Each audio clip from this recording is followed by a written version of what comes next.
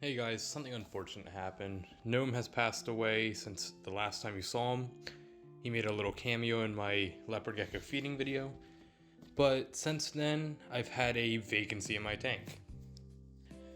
Now, I would like to introduce my newest beta, Robert. He's this amazing red, black, and white copper koi beta, and he has such a personality. It really makes me miss Noam though. Noam was an amazing blue beta, amazing blue crown tail with so much personality as well. And I was so scared I was gonna lose him in the beginning because he had this weird columnaris looking issue on his skin, or scales rather. And I was afraid that there was nothing I could do. I was about to lose another beta. So what I did is gave him some medicated food.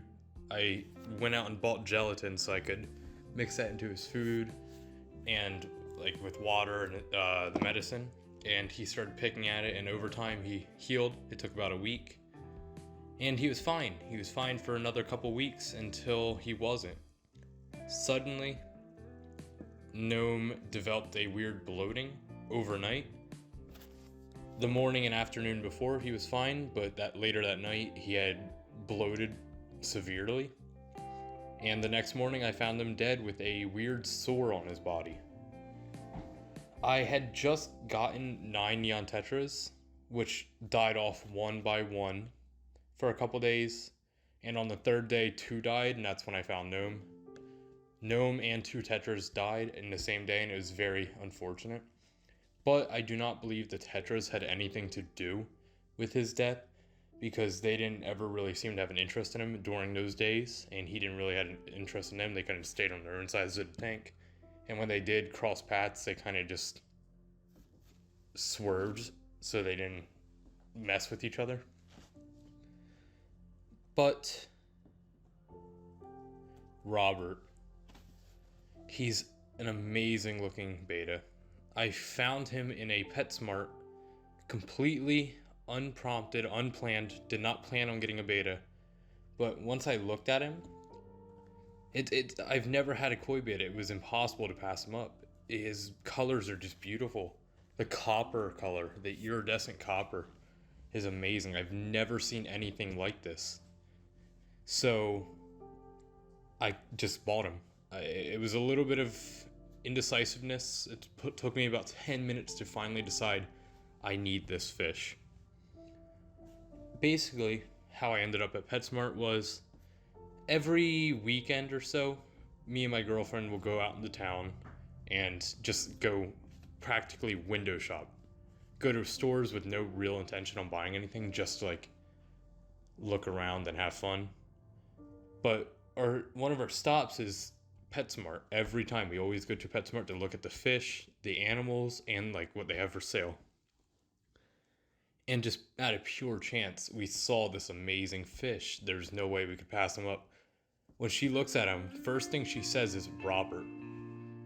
She's really good at names. I mean, it's not a great name in general for a beta, but for some reason it kind of just fit. I don't know, maybe it's not fitting, but I see it as fitting. He looks like a Robert to me now. But yeah, I mean, it's sad. I was so scared of losing another beta. I always feel like after the next one, like after one dies, the next one, like I shouldn't do another one. But I honestly just could not pass up this fish. He's so amazing looking. It was impossible. Robert happened to be a purple label. If you know PetSmart, you understand that a purple label is a $20 beta. And that's more than I like to spend on betas because I know they're never really going to last long. But you can see them. I mean, this was worth every dollar. Normally I go for the blue and orange, or if it's red, I don't remember right now.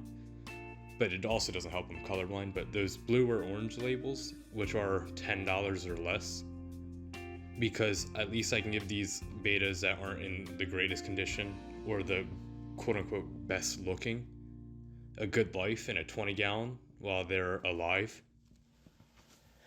So that's what I normally do, but this time I just decided to, well, splurge because I wanted this fish. No one else should have this fish but me. And I'm still afraid of losing him, just like I did Noam and all my other betas. So I kept the receipt. I know it sounds horrible, but it's just scary to lose a fish you've grown attached to. And most people are like, oh, it's just a fish, you know?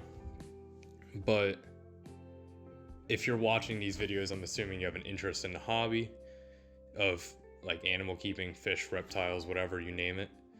And you understand that it's more than just a fish. It's like a pet. It's like a dog.